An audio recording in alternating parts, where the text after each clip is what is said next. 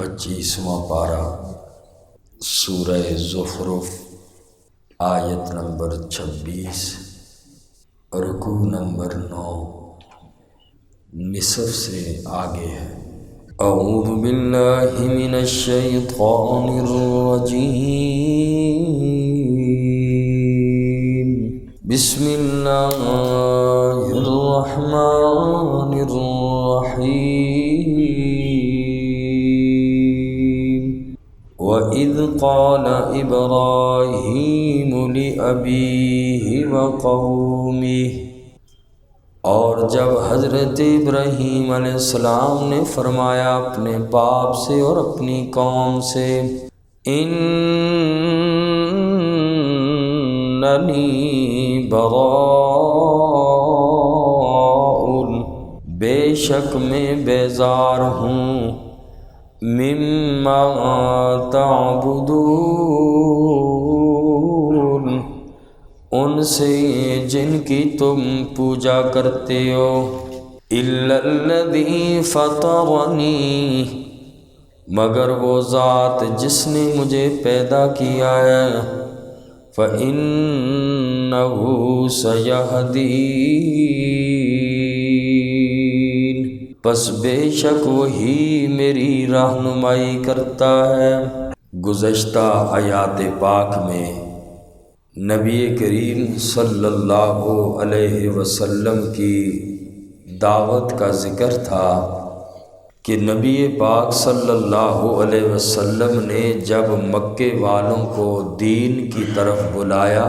تو وہ مکہ کے لوگ کہنے لگے، انا وجدنا آباءنا علی امۃ وانا علی آثارہم مقتدون،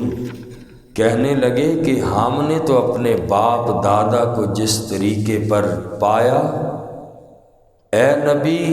تو کچھ بھی کہے ہم نے تیری بات نہیں ماننی، ہم اپنے باپ دادا کے طریقے کو نہیں چھوڑ سکتے۔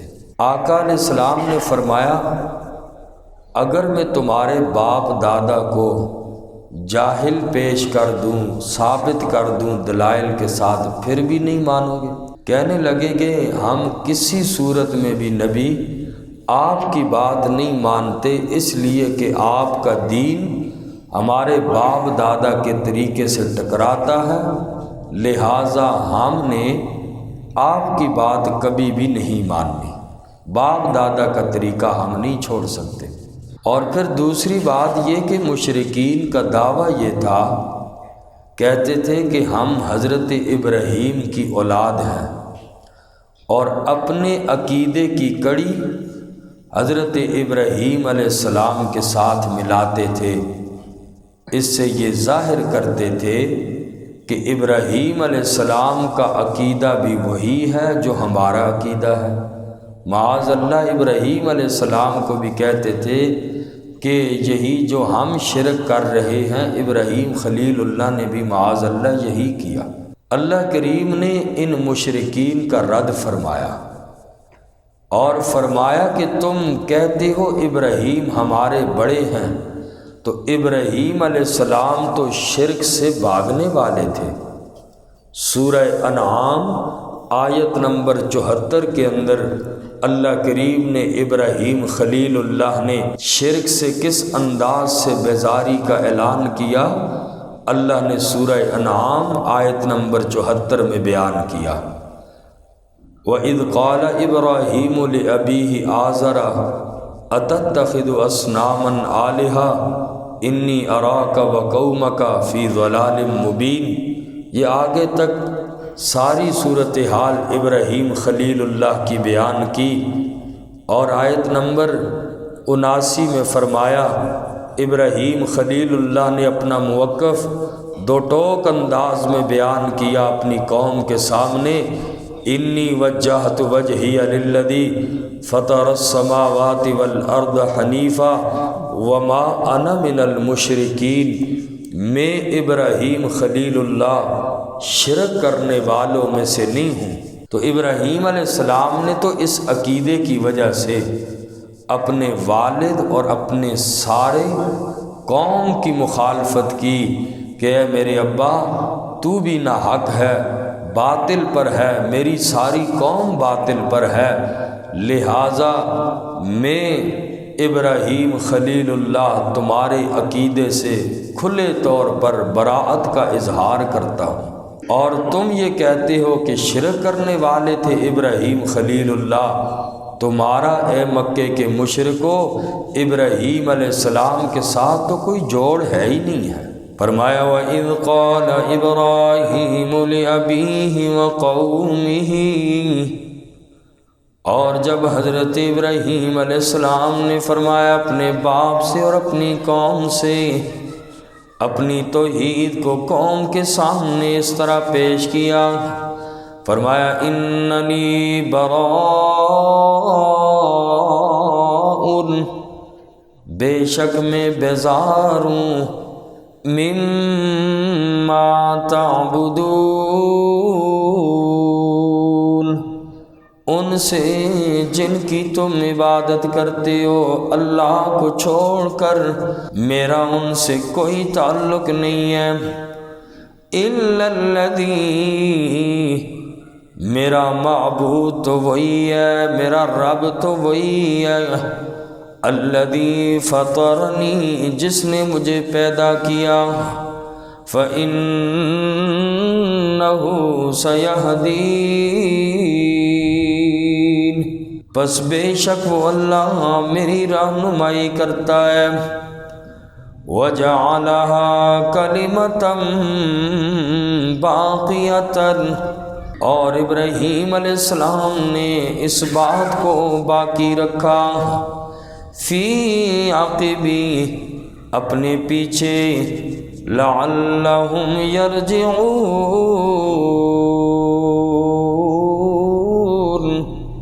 تاکہ وہ لوٹ آئیں شرک سے۔ حضرت ابراہیم علیہ السلام نے اس آیت مبارکہ میں بیان فرمایا کہ اس کلمہ توحید کو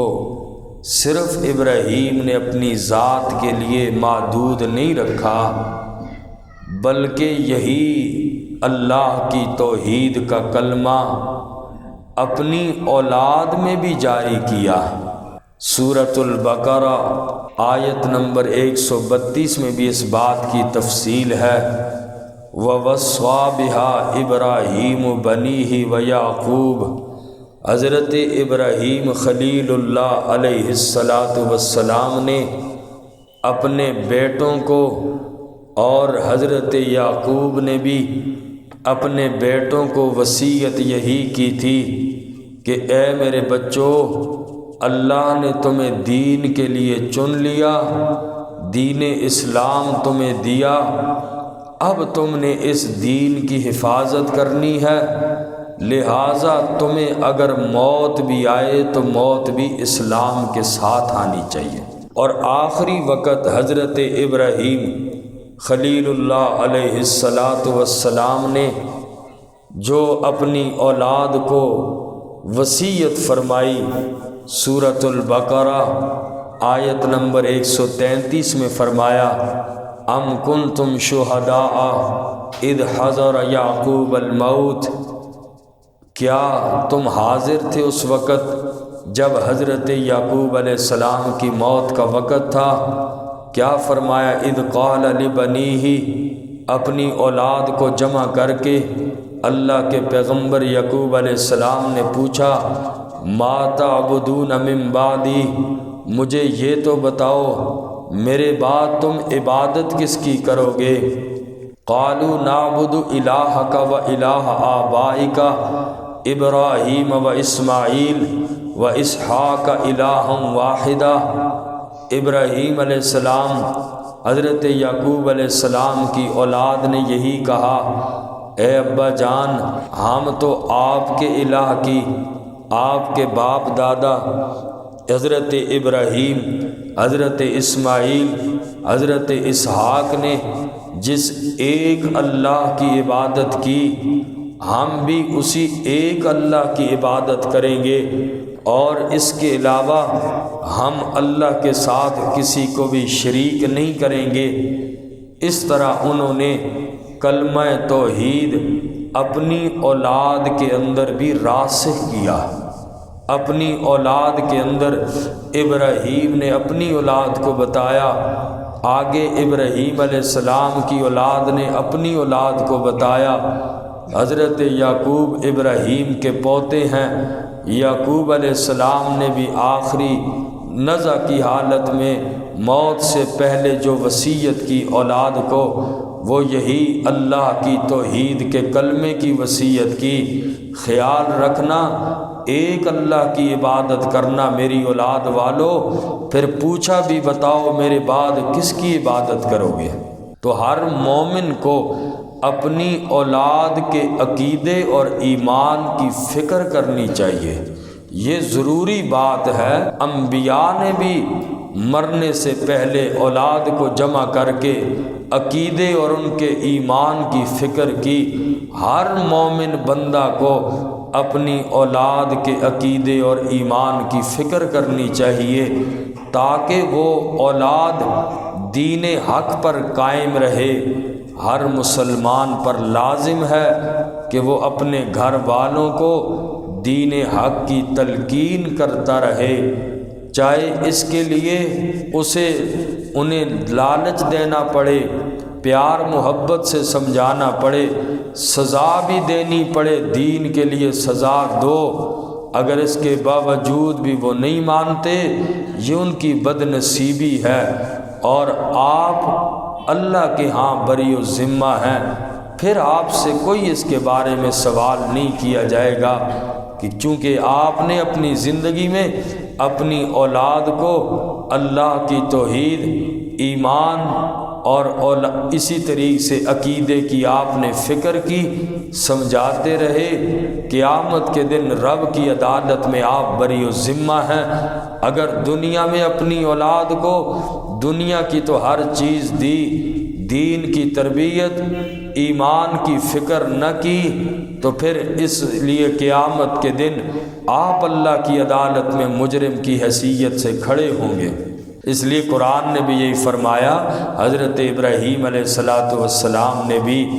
اس بات کو اپنی اولاد میں پیچھے باقی رکھا تاکہ کوئی آدمی شرک نہ کرے۔ اور اگلی آیت میں فرمایا، بل متعت ہؤلاء وآباؤہم، بلکہ میں نے فائدہ دیا ان لوگوں کو، وآباؤہم، اور ان کے باپ دادا کو، حتی جاءہم الحق، یہاں تک آ گیا ان کے پاس حق، ورسول مبین،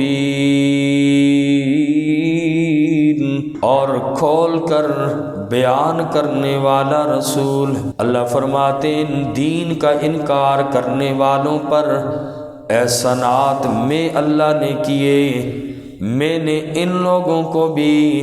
ان کے آباء و اجداد کو بھی فائدہ دیا۔ نہ لات نے فائدہ دیا،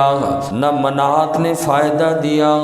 نہ عزا نے دیا، نہ بتوں نے دیا، نہ سورج نے دیا، نہ چاند نے دیا۔ اللہ کے علاوہ جن کی یہ عبادت کرتے ہیں، اللہ کو چھوڑ کر جن کی نظر و نیاز، منت منوت کرتے ہیں،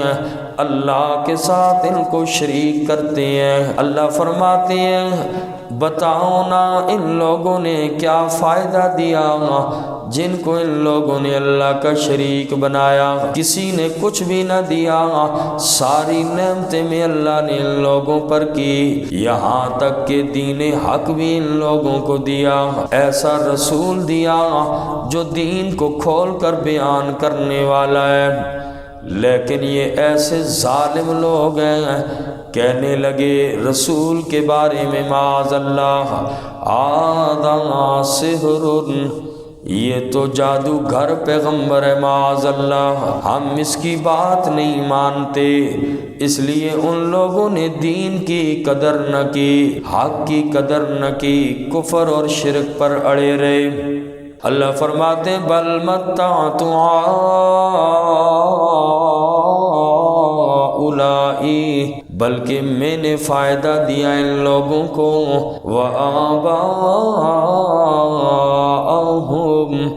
اور ان کے آبا و اجداد کو فائدہ میں نے پہنچایا ان لوگوں کو دنیا کے اندر، حتیٰ جاءہم الحق،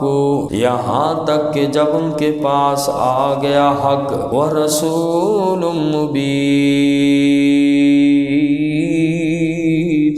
اور ایسا رسول کہ جو مسئلہ کھول کے بیان کرنے والا ہے، وَلَمَّا جَاءَهُمُ الْحَقُّ، اور جب ان کے پاس حق آ گیا، قالوا، ان لوگوں نے کہا، هَذَا سِحْرٌ، یہ تو جادو ہے، وَإِنَّا بِهِ كَافِرُونَ، اور بے شک ہم اس کا انکار کرنے والے ہیں۔